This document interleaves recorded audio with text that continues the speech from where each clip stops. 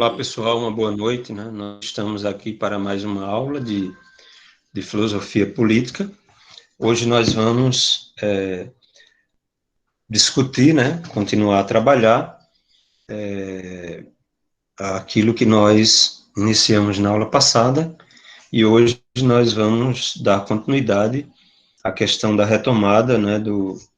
Da proposta habermasiana, né? De constitucionalização, da proposta kantiana, né?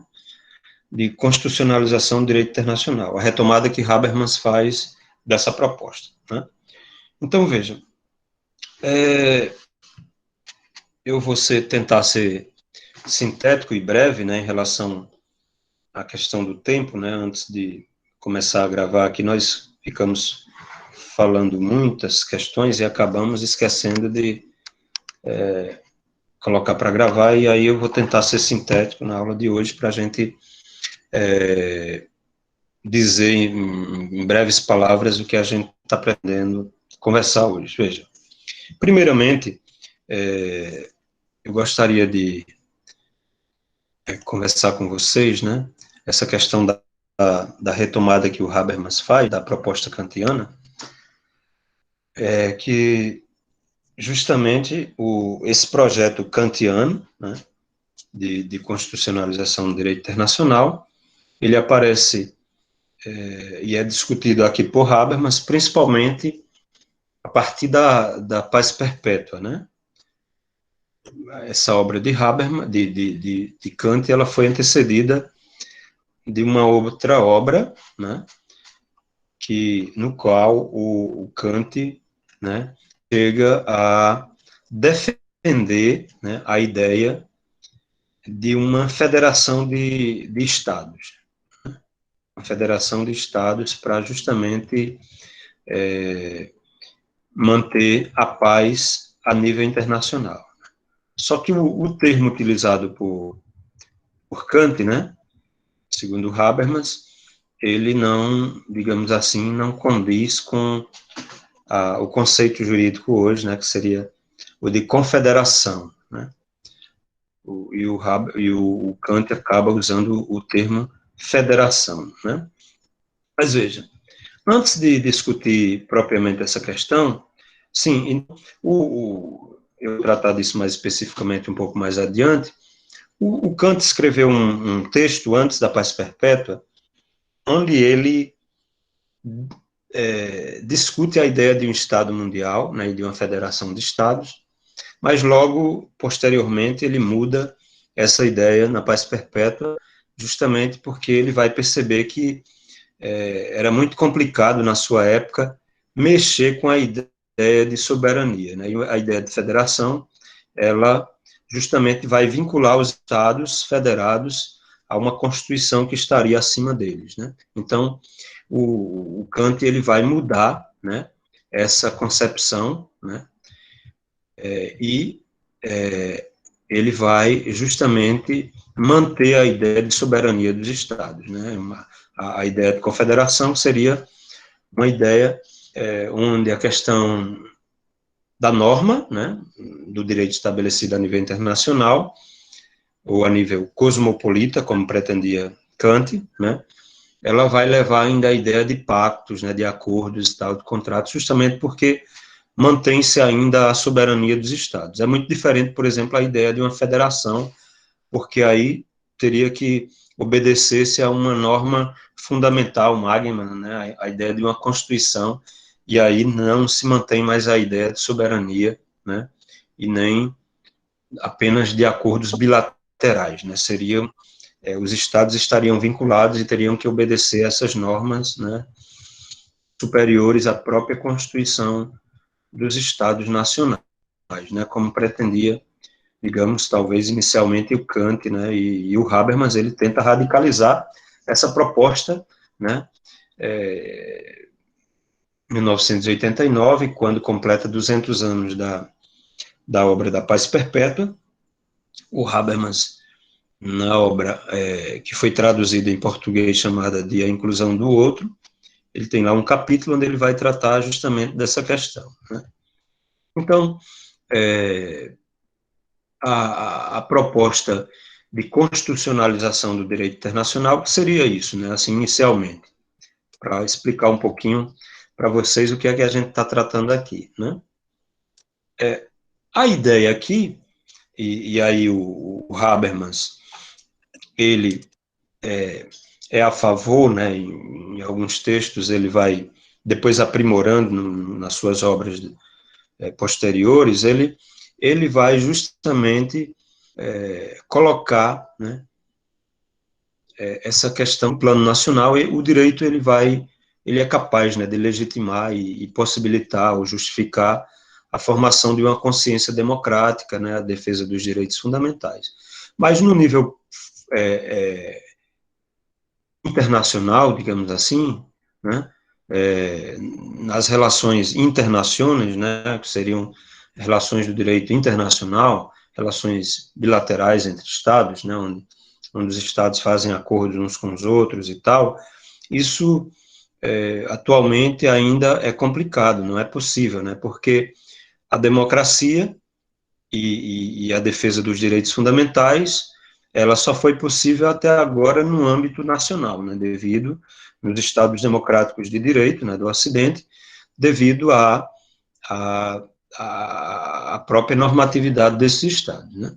Mas o que a gente vai percebendo, né, em relação ao direito político moderno, no século XX, é que ele vai passar justamente por uma metamorfose, né, estrutural.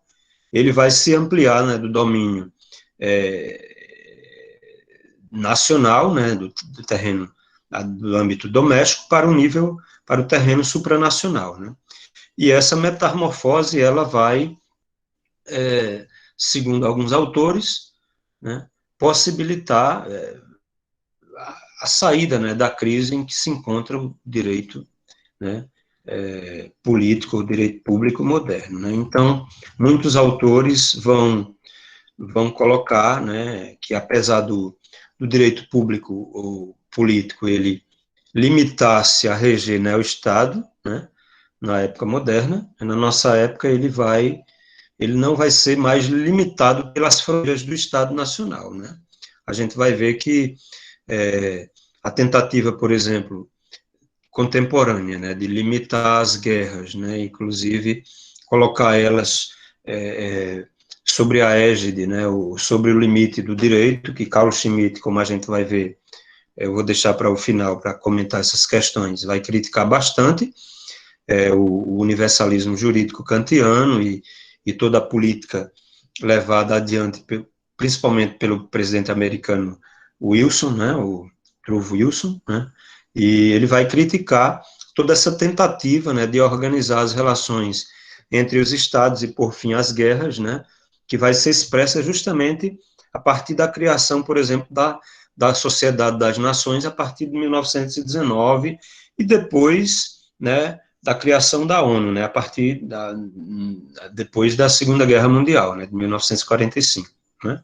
Então, toda essa coisa, toda essa criação, toda essa de organizações multilaterais, né, como, por exemplo, o Fundo Monetário Internacional, né, o FMI, a OMS, né, que é a Organização Mundial da Saúde, a Organização de Cooperação e Desenvolvimento Econômico, né, OCDE, a própria União Internacional das Comunidades, né, a Organização Meteorológica Mundial, a Unesco, né, que é a Organização Mundial das Nações Unidas para a Educação, Ciência e Cultura, todos esses órgãos são órgãos criados, né, na nossa época, que são considerados, né, obras desse multilateralismo que é criado, né, com o objetivo de manter a paz e colocar as relações internacionais sobre a égide do direito, né, jurídica. Porque as teorias mais modernas, mais tradicionais, principalmente você vê teorias de cunho como a robesiana, maquiavélica e tal, você vê que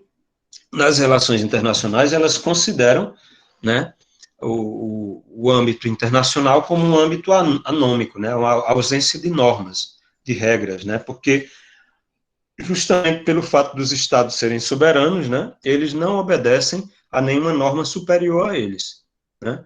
Os estados, eles são, como dizia Hobbes, né, o Deus mortal sob o Deus imortal, né, ou, como diria Hegel, né, o Deus marchando na história, né.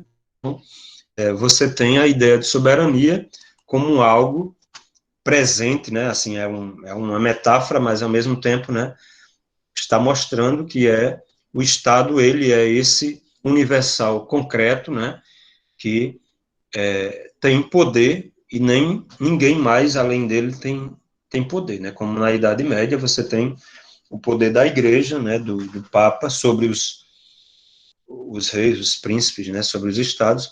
Então você tem um direito de cunho mais universalístico, né, com todo um ethos, né, que leva a uma integração das comunidades, pelo menos no ponto de vista das sociedades, no ponto de vista europeu, né,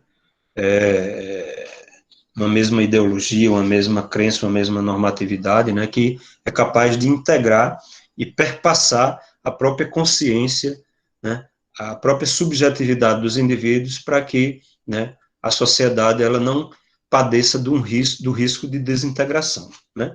Na nossa época, isso é mais complexo, né, porque a gente já discutiu na semana passada, né, que alguns problemas vão aparecer, por exemplo, a questão do multiculturalismo, né, múltiplas culturas, né, você não tem mais a ideia de um povo homogêneo, né, de uma cultura única, né, todos brancos, europeus, cristãos, com a mesma normatividade, com a mesma crença, com o mesmo ethos, né, com a mesma eticidade, como diria Hegel, né, você tem uma multiplicidade de crenças, de partidos, de religiões, de pontos de vistas, isso sob a égide, né, de um direito de um Estado que tem que integrar todos esses pontos de vista dentro da sua Constituição, né, e a Constituição, ela muitas vezes é a expressão, né, de uma elite que chegou ali e que mesmo dizendo ou tentando manter a ideia de uma democracia e de um direito, né, mas o fundamento normativo e a ideia e a preponderância de determinado grupo, ela se deixa perpassar na normatividade, né? Então, esse ethos, ele não pode, né, como defende o Habermas, né, perpassar toda a normatividade, né? A norma, a Constituição, ela tem que levar em conta o indivíduo, né, a subjetividade, como coloca Habermas, né, o direito da subjetividade, o direito do indivíduo, né, o direito liberal moderno, ele não é um direito que defende grupos, né, ele não está para defender tal grupo, tal grupo, tal grupo, ele é a defesa, né, da pessoa, né, sim. Só um adendo, votaram no final de semana os constituintes no Chile, né, você viu, né? Sábado e domingo fizeram uma eleição geral lá e definiram a comissão. Vão analisar, vão fazer a próxima constituinte deles, né? 155 parlamentares. Não estava sabendo, não. Que boa informação, Carlos. 75% de esquerdistas. Esquerda, centro-esquerda, até índio tem. Até interessante. Interessante. Foram eleitos. Não estava sabendo dessa questão, desse detalhe. Foi nesse fim de semana, sábado e domingo a eleição lá. Geral, eleições gerais para definir a Assembleia Constituinte, né? Lembrando que tem aquela doutrina que, inclusive, cai nas provas, professor. Você vai fazer uma eleição só para eleger os constituintes, ou vai eleger o Congresso, o Poder Legislativo, e dali vai tirar os constituintes. Lembrando que em 86 aqui teve essa confusão, ali no governo Sarney, né? Mas não, elegeram o Congresso de 86 e do Congresso tiraram os constituintes. Praticamente todos. No Chile agora não, elegeram uma constituinte só para fazer Constituição nova. Vai ser uma nova Constituição no Chile. Poder Constituinte. São muito bem. 75% de progressistas. Interessante. Aí, veja, Carlos, muito obrigado pela informação. Veja, aí o que é que ocorre, né? Assim, na perspectiva habermasiana, né? Essa questão do Estado, né? Como o Estado moderno, né? Ele foi capaz de integrar, né? Como as democracias liberais, elas foram capazes, né? De comportar a ideia de democracia e de respeito aos direitos fundamentais, né, na norma, e aí o Habermas ele vai travar um embate, né, com a obra de Carl Schmitt, né, porque Carl Schmitt vai criticar algumas questões, e dizer que, inclusive, os direitos fundamentais e os direitos humanos são direitos morais, e o Habermas vai dizer que não apenas, né, mas são direitos pelo fato de estarem positivados na própria Constituição, na própria norma, eles são direitos jurídicos, né, então são positivados, mesmo que eles tenham um teor moral, né, então ele vai fazer toda uma crítica, a própria crítica que o Carl Schmitt já tinha feito a Kant, né, em relação principalmente à ideia de universalismo. Mas a gente vai deixar isso mais para adiante, eu vou colocar isso para vocês, mas veja, a questão aquilo que eu estava colocando para vocês, que a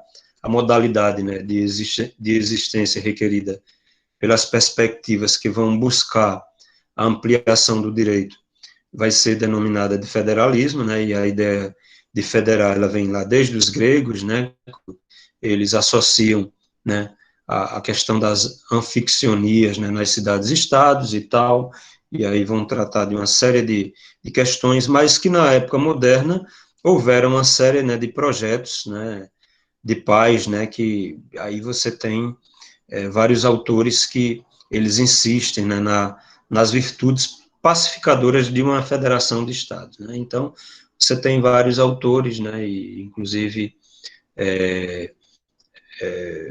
o próprio Montesquieu chega a tratar dessa questão, mas o Kant, como eu disse para vocês, né, o Habermas discute essa questão, a ideia de federação, ela é muito diferente, né, da ideia de confederação, e a ideia de federação, como eu estava colocando para vocês inicialmente, ela exige, né, uma vinculação dos estados, né, a essa entidade federal, né, como, por exemplo, o Brasil é uma federação de estados, né, então, você tem a Carta Magna, né, a Constituição Federal, como uma carta supra, digamos, nacional em relação às constituições dos estados, né, cada estado tem a sua constituição, né, estadual, os estados têm a constituição, eu nem sabia desse detalhe, né, quando eu estudei direito, assim, eu achava que só tinha a Constituição Federal, o resto era lei, né,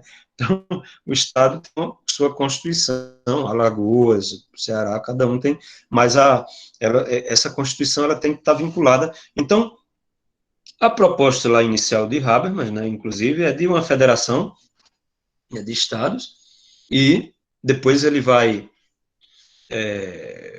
fazer umas considerações diferentes em relação a essa ideia, né, ele vai falar de uma institucionalização em vários níveis, né, não falando mais na perspectiva porque como ele analisa, inclusive, a própria ideia do Kant, né, ele vai justamente mostrar que o Kant, no primeiro texto dele, ele discute essa ideia de um Estado mundial, mas ele percebe que isso poderia chegar a um despotismo, né, porque as diferentes culturas dos diferentes estados, elas poderiam ser desrespeitadas, né, e por esse poder federal, né, que não levaria em conta.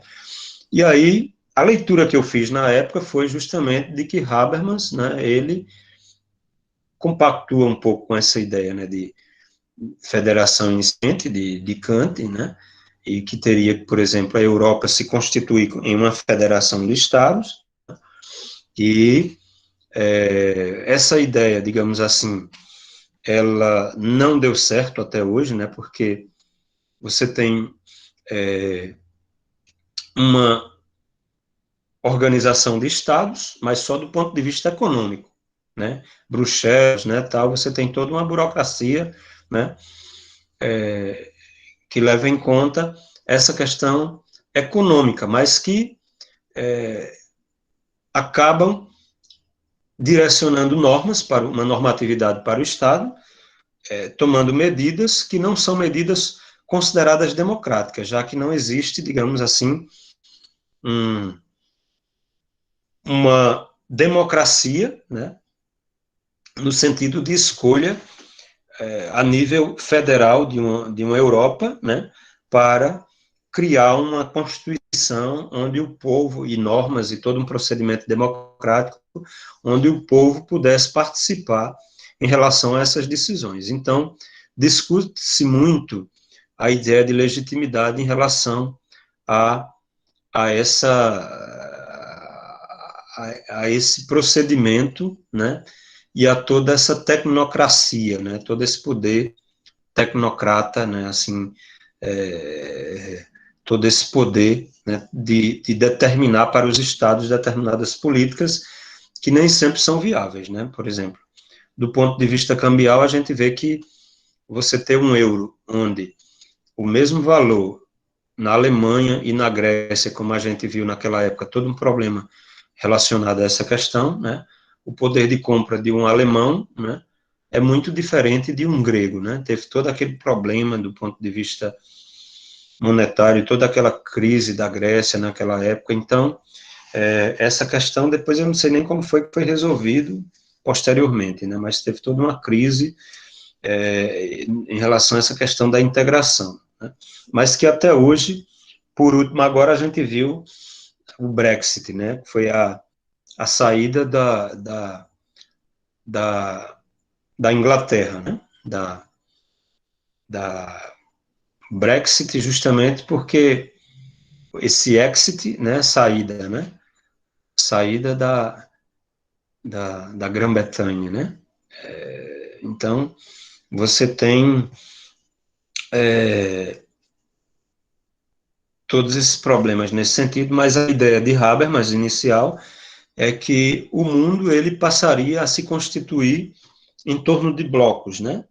Blocos regionais que, com o tempo, eles teriam um amadurecimento e chegaria ao nível da União Europeia. Então, você tinha o Mercosul, teria lá na África, na Ásia, né? Assim como na Europa, teriam blocos, né? Que se constituiriam do ponto de vista primeiro econômico e depois, possivelmente, eles teriam uma constituição política. Lá foi rejeitada a ideia de constituição, inclusive, né, porque por esse temor a questão da soberania, né, então você tem, por exemplo, a Polônia, né, que foi invadida pelos alemães, né, a experiência do nazismo há muito pouco tempo, outros povos, a própria França, né, todos eles rejeitando a ideia de uma constituição, né, porque temendo justamente essa coisa da soberania.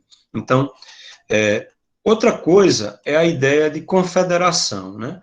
A ONU, por exemplo, é uma confederação de estados, mas na ideia de confederação não há uma vinculação obrigatória a um poder federal que se coloca obrigatoriamente como superior, né, determinando a normatividade e vinculando, né, as constituições dos estados a essa constituição a nível supranacional, né? Então,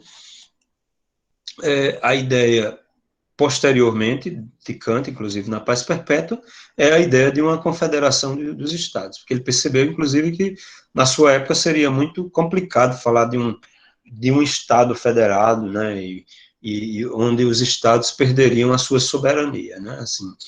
Então, falou-se muito alguns anos atrás, inclusive essa coisa da crise do Estado, né, porque justamente com por exemplo, a transferência de soberania do Estado Nacional para poderes supraestatais, né, como eu citei para vocês, Bruxelas e tal propiciaria uma crise, mas que alguns autores acham que não é uma crise, é só uma transferência, né, de soberania. Assim.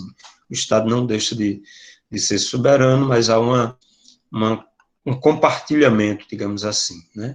Então, essa questão da legitimidade, né, de uma política constitucional, inclusive para a Europa, ela foi muito discutida, inclusive no livro que eu falei para vocês, né, que foi traduzido no português como a inclusão do outro, né, esse livro do Habermas, tem um texto lá, né, onde o Habermas tem um capítulo que ele coloca assim: a Europa necessita de uma Constituição, né, um comentário sobre Dieter Green. Né? Dieter Green é um juiz alemão, que também é um grande intelectual, que vai discutir com essa ideia da possibilidade de uma Constituição para a Europa e que ele é contrário, né, porque ele diz que teria que ter a ideia de um povo europeu e tal, né, para poder ter uma Constituição, e o Habermas vai criticar. Critica o Green, né, ele não chega a fazer uma crítica do ponto de vista, como, por exemplo, faz em relação a Carl Schmitt, porque ele percebe que diferentemente, por exemplo, de Carl Schmitt, que colocava a ideia de povo como algo homogêneo, né, que teria uma mesma raça, costumes, religiões e tal. Dieter Green não, ele vai colocar a ideia de povo justamente baseado nessa ideia, não na ideia de uma homogeneidade racial, né, mas a partir da própria ideia, digamos assim, daquilo que Habermas chamaria de um patriotismo constitucional, né, daquilo que integraria e manteria, né, o Estado coeso, né, que seria a ideia de um poder estabelecido, né, juridicamente, constitucionalmente, mas cujo povo não tem substrato comum e pré-político que é, né, essa homogeneidade cultural, racial, como em Carl Schmitt. Mas o Tergrin, ele é contra, né, essa ideia de uma Constituição. Ele acha que essas questões elas podem ser resolvidas ainda no âmbito nacional e mantendo a soberania, e o Habermas ele vai discordar, né, dessa questão. A questão é que o Habermas ele vai defender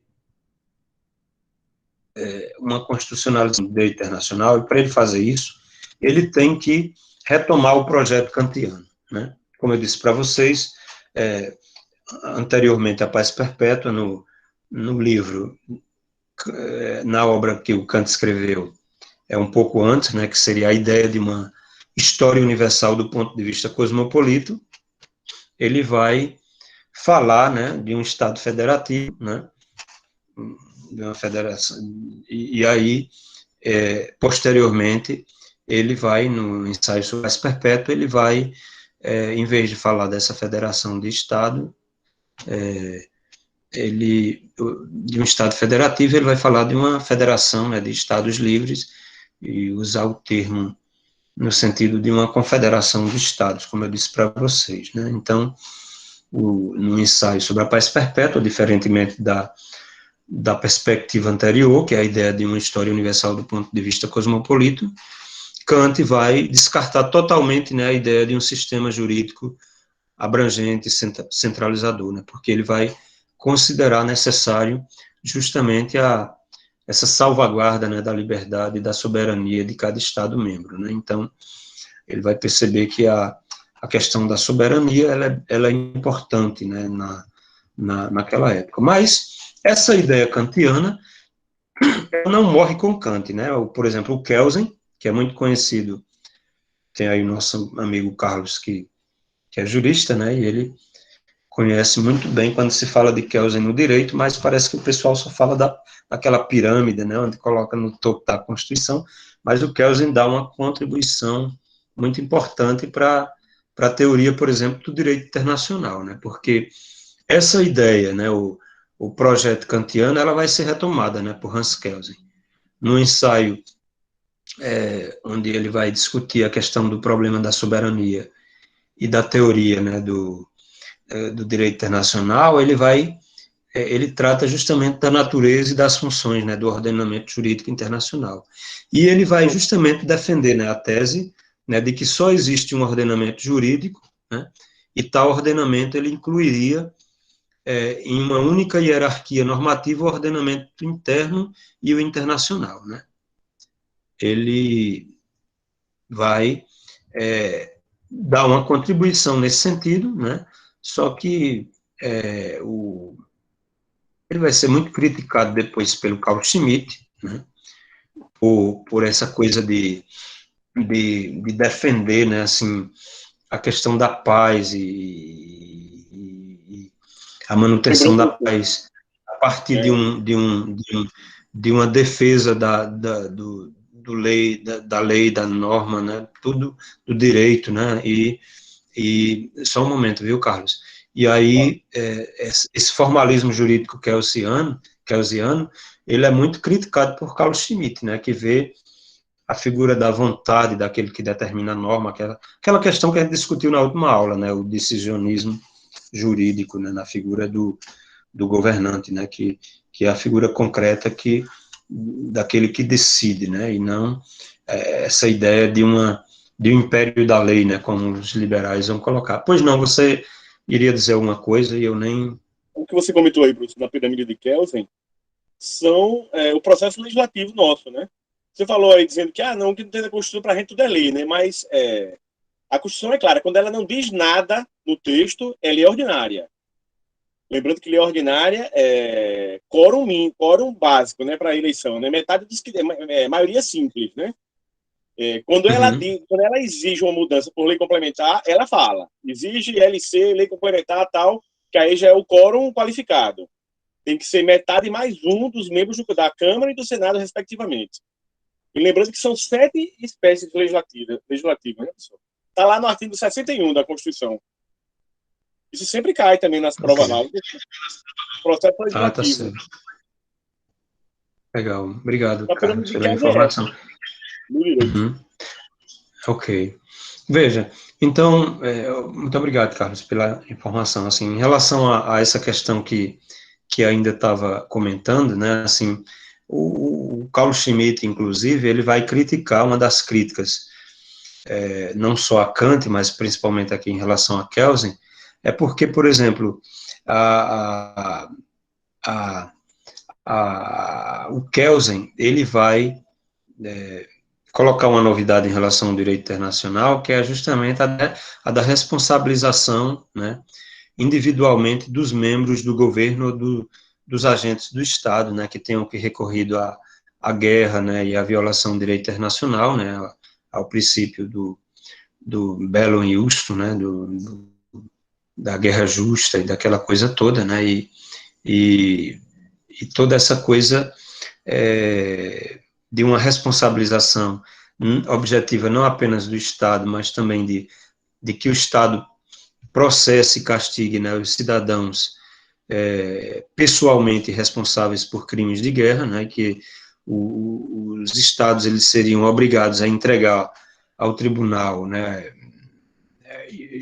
internacional, né, os cidadãos que forem incriminados, né, para que eles pudessem ser submetidos a sanções, inclusive a pena de morte. Tudo isso é bastante visto com bastante apreensão e muito criticado pelo Carl Schmitt, né?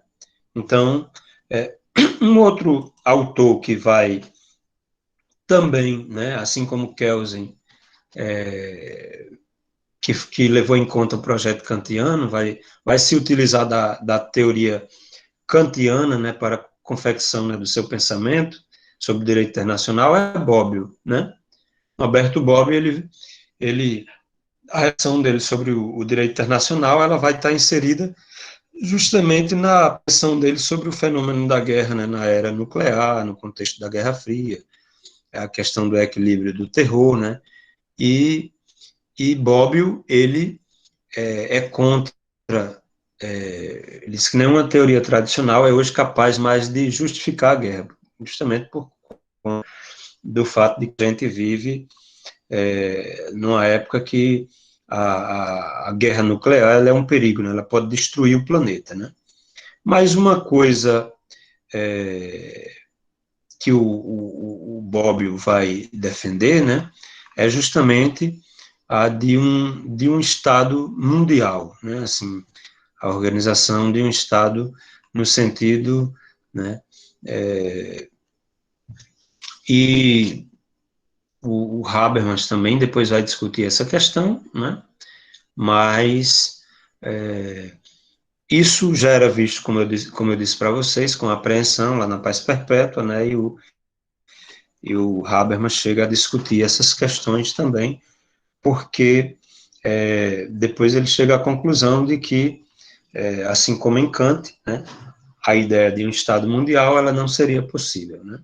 Então, na próxima semana, a gente vai fazer uma avaliação, né? Então, eu gostaria que vocês comentassem um pouco essas questões, né? Assim, porque o Habermas ele vai levar em conta a questão de uma constitucionalização do direito internacional em vários níveis, né? Posteriormente. Mas essa ideia, né? E essa interpretação kantiana, ou habermasiana do pensamento de Kant, né, ele vai justamente discutir essas questões, né, que na época de Kant, né, elas eram vistas, digamos assim, com maior apreensão, né, essa coisa de violação, digamos assim, da soberania, com mais apreensão do que na nossa época, né, porque após a Segunda Guerra Mundial, a gente viu, né, a necessidade de se colocar, né, o próprio direito internacional, né, sobre ou a própria política sobre a égide, digamos assim, ou sobre a limitação do direito, né? Essa discussão ela foi colocada e ela é importante porque muitos países, muitos estados, né, inclusive o nazismo, né, desrespeitou totalmente a questão dos direitos humanos e é por isso que se fala na nossa época tanto em defesa dos direitos humanos, né, para que não se repita aquilo que ocorreu, né, especialmente durante a Segunda Guerra Mundial, né, com a questão do nazismo, né. Então, todo esse projeto de constitucionalização do direito internacional, ele é muito criticado pelo Carl Schmitt, né. Carl Schmitt, ele vai justamente criticar, né, aquilo que ele chama de moralismo kantiano, ou de moral universalista, né, porque ele via com maus olhos, né, essa ideia de uma universalização do direito, né, porque para ele, né, o direito público moderno, o direito europeu, né, ele era considerado, do ponto de vista jurídico, por Carl Schmitt, superior, né, ao universalismo jurídico, né, a criação desses órgãos e dessas instituições multilaterais, como a gente vai perceber, né, com a criação da ONU, né, e posteriormente, né,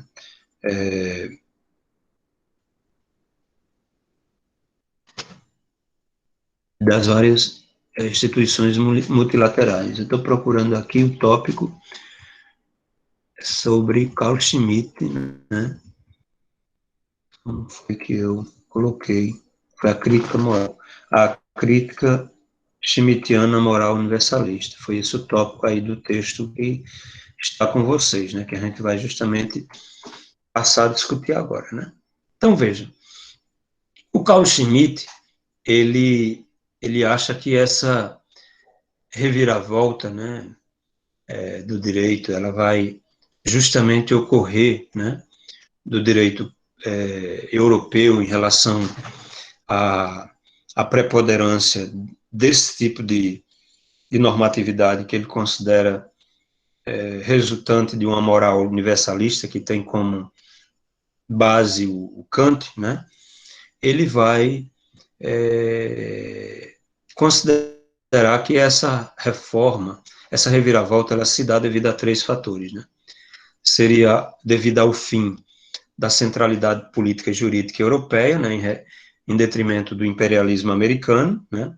Os Estados Unidos, eles passam a preponderar, né, a dominar, a Europa vai ficar em segundo plano, né, a Europa que era o centro do mundo, né, ela vai ser escanteada e colocada em segundo plano, os Estados Unidos vão se tornar uma espécie de império mundial que vai determinar a normatividade, né.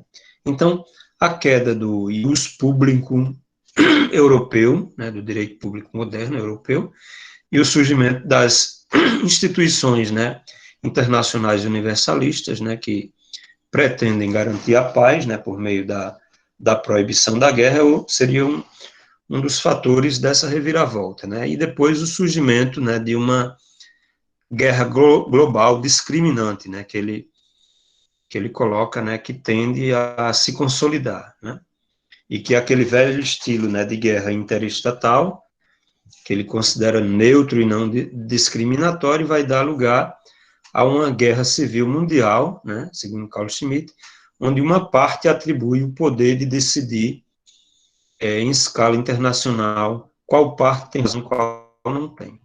Veja, o Carl Schmitt, ele vai criticar muito isso, né, ele vai dizer que houve uma reviravolta, né, a partir do presidente Wilson, né, e com a doutrina Monroe, né, que vai se distanciar, inclusive, do seu significado original, né. Essa doutrina, né, de 1823, ela proibia, né, qualquer forma de colonização dentro da área, né, do continente americano, né, e também a não intromissão dos Estados americanos, né, especialmente os Estados Unidos, né, em áreas não americanas, né. Essa ideia de um grande espaço, né, como ele fala, né, em alemão, Großraum, né, Großraum, né, territorialmente definido, né, que seria em que nenhuma potência estrangeira poderia se intrometer, como é o caso, por exemplo, aqui da América, né, a Europa não poderia se intrometer nos assuntos americanos, digamos assim, os Estados Unidos coloca, né. Essa ideia da doutrina Monroe, ela passa, né, especialmente depois da Segunda Guerra Mundial, né, ela se reformula totalmente, né, ele vai dizer, né, especialmente essa expansão, que ele chama de expansão universalista da doutrina Monroe, vai se iniciar com Roosevelt, né, no final do século XIX, né, que vai alterar, né, o sentido jurídico e a finalidade defensiva, né, dessa doutrina, e ela passa a exercer uma ameaça, né, de dissolução do direito internacional, segundo Carl Schmitt, né, devido à impossibilidade, né, de uma disciplina das relações entre Estados, né, que submete, né, o fenômeno bélico às regras gerais e aos procedimentos jurídicos pré-estabelecidos, como ele realmente essa lógica, né, do direito europeu, né, do direito moderno europeu, né.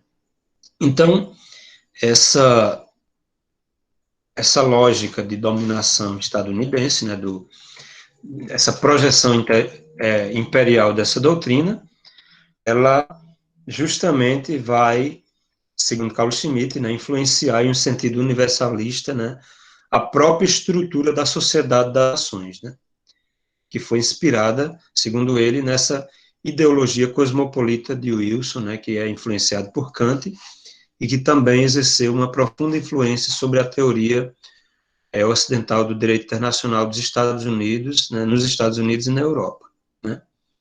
E é assim, né, que a ideia de um novo ordenamento mundial, institucionalizado e supranacional, ela vai paulatinamente se afirmar na Europa, né. Então, você vê que essa ideia, né, schmittiana, e essa ideia de que os Estados Unidos, né, eles passam a ter uma preponderância, né, em relação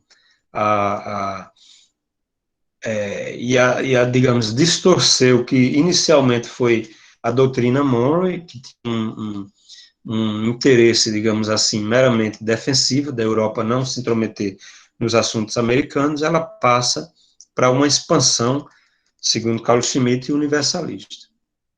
E aí eles passam a se intrometer, né, mundo afora, né, em qualquer país, né, na Europa e depois na Ásia, né, em vários continentes, como a gente vê os Estados Unidos, né, fazem guerras mundo afora, né, que aí, segundo ele, né, teria uma ligação com uma semelhança com a doutrina ético-teológica da guerra justa, né, na Idade Média, onde esse Estado, ele se considera, né, o defensor da humanidade, né, ele tem os seus interesses particularistas, mas ele diz que está fazendo guerras mundo afora em nome e em defesa da humanidade. É por isso que existe aquela famosa frase do Carl Schmitt, né? Humanidade e bestialidade, né? Ele diz, na verdade, eles estão falando de humanidade, mas eles estão se utilizando ideologicamente da ideia de universalismo, né, de humanidade, de que estão defendendo a humanidade, valores universais, e, na verdade, estão defendendo seus interesses particularistas, né? E aí, com isso, esse poder superior dessa potência, né, ele passa a ser sido, não levando-se em conta a, digamos assim, a isonomia ou a ideia de igualdade de parceiros do direito internacional, que seriam os Estados todos soberanos, e a ideia de inimigos justos, né? Porque Carl Schmitt faz uma distinção, né, entre inimigos justos e injustos, né? Um representante de Estado, ele não pode ser, ele é um inimigo justo, ele não pode ser, segundo Schmitt, tratado segundo um inimigo injusto, que seria um bandido qualquer, um pirata, alguém que vive segundo, como fora da lei, né? Porque, senão, não se manteria a paz após a guerra, né? Então, é por isso que é por isso que considerar aquele que foi vencido um inimigo justo, né, é o que vai proporcionar a continuidade do direito internacional, né, e da respeitabilidade entre os Estados, né, e não se tratar um chefe de Estado ou funcionários de Estado como se fossem bandidos ou criminosos, como vai fazer essa teoria universalista, né, e de face estadunidense. Falei correto? Estadunidense, né? Estadunidense. É. Então, segundo Carl Schmitt, né, isso é um problema, né, para, digamos assim, essa moralização do direito internacional, né, sob a face de defesa da humanidade ou dos direitos humanos, né, mas moralizando o direito, né, e transformando o inimigo justo em alguém moralmente desprezível, né, sob a face de que se está defendendo os direitos humanos. Isso é um perigo, né, porque pode, como é, a palavra não estou conseguindo, eclodir, não é eclodir, mas vamos utilizar essa palavra, uma guerra civil mundial, né, já que um poder, né, superior passa a tratar, né, os outros estados como, ou os seus inimigos, né, como moralmente inferiores e como bandidos, né, ou como se trataria um pirata ou um bandido, né, e, e isso vai proporcionar, né, por um lado, a criação de um poder imperial, né, despótico, e por outro, né, indivíduos ou estados, né, que não se colocariam dentro do parâmetro ou, digamos ali, não estaria de acordo com esses princípios, né, como bandidos ou inimigos, né, e aí poderia eclodir uma guerra civil mundial, né, segundo ele. Mas o Carl Schmitt, ele vai achar que a limitação e a racionalização da guerra, ela só seria possível com a continuação do direito, desse direito e os público europeu, do direito público europeu, direito público moderno, né? Porque haveria uma limitação, todo um procedimento, uma racionalização da guerra, e que esse direito é uma obra de arte, né, do gênio, digamos assim, jurista, né? E que com a criação, né, de um direito de caráter universalista, né, como se dá após a Segunda Guerra, né, isso seria um problema, né, porque se moralizaria o direito, né, e ele não considera, inclusive, questiona e vai de encontro o fato da guerra ser considerada um crime, né, porque ele tem toda aquela influência hegeliana, né, de achar que a guerra, como dizia Hegel, ela testa-se do Estado, né, e, e é só através da guerra, né, que os indivíduos eles poderiam resolver os seus conflitos, né, e limitar juridicamente, inclusive, a própria guerra. Né. Isso é complicado, né, assim, a gente vê porque, inclusive, com a criação da bomba atômica, mais complicado ainda, né, você deixar os estados, né, com seus interesses particularistas, né, se utilizando da guerra e, e não tornar a guerra um crime, como foi a guerra de agressão, no caso, né, porque ela passa a ser considerada um crime, né, passa a ser proibida, né, então ele critica isso, por outro lado, não se, não se limita a ação desse poder despótico, né, que ele consideraria, né, desse poder imperial, né. Então, é complicado, assim, né, nesse caso, o Habermas vai criticar muito isso, porque o Habermas acha que isso não seria uma forma, esses argumentos schmittianos, eles estariam incorretos, né, porque teria que ter um limite, né, para além do próprio Estado, né, não se poderia deixar os Estados entregues às seus próprios arbítrios, digamos assim. Então, o direito internacional, ele precisa coibir, né, a ideia da guerra de agressão. O Habermas é totalmente a favor, né, desse projeto, como eu disse para vocês, né, e ele vai criticar, né, toda essa coisa, né, do Carl Schmitt.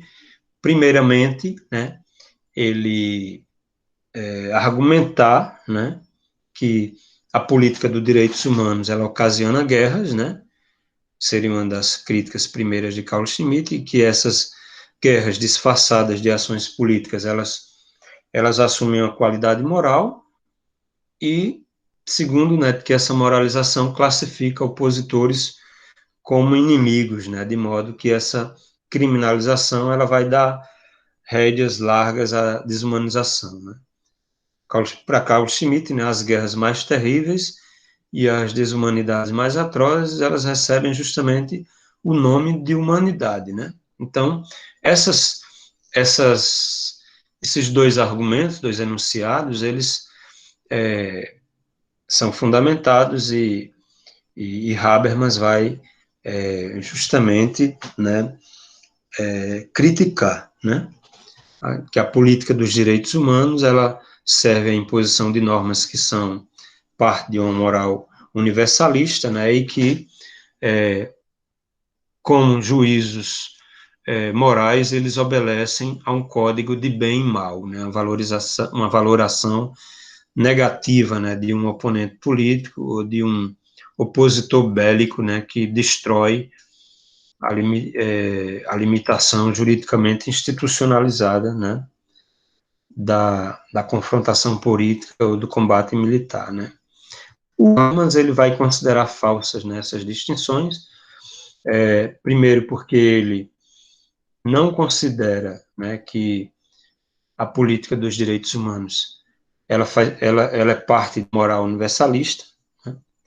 Ele coloca, né, o Habermas não considera os direitos humanos, os direitos como direitos morais, né, eles são direitos jurídicos, né, positivados em constituições, né, mesmo que eles tenham uma fundamentação moral, né, mas eles são direitos positivos, e eles podem obedecer procedimentos, né, jurídicos para julgar justamente, né, aqueles que seriam considerados inimigos, né, ou aqueles que seriam julgados.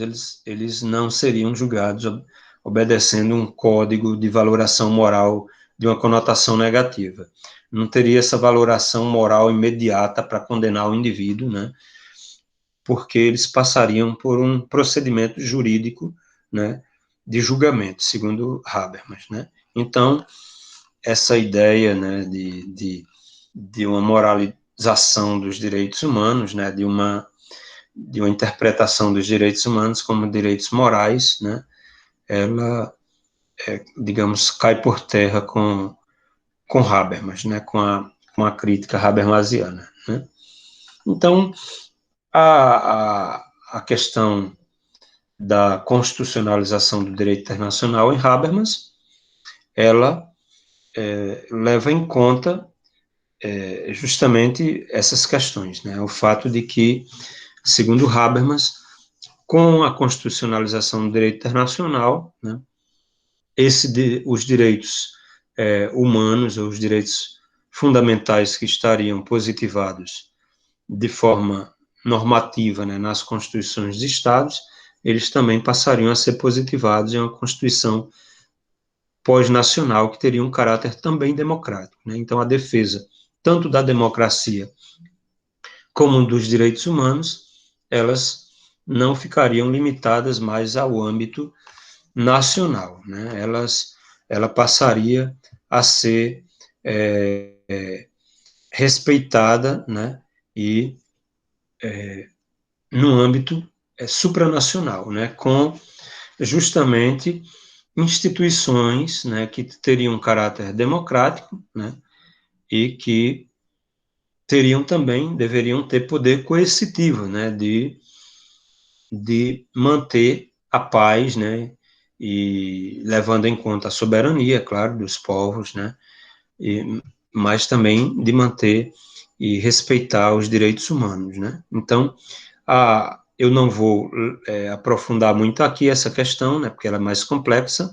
A gente vai deixar para uma aula posterior, né, essa discussão e aprofundamento, porque levaria mais 1 ou 2 horas para falar aqui e a gente aprofundar essa questão, né, e vocês estão convidados a depois lerem, né, esse meu livro, né, que trata dessa questão, para a gente aprimorar mais essa discussão, né.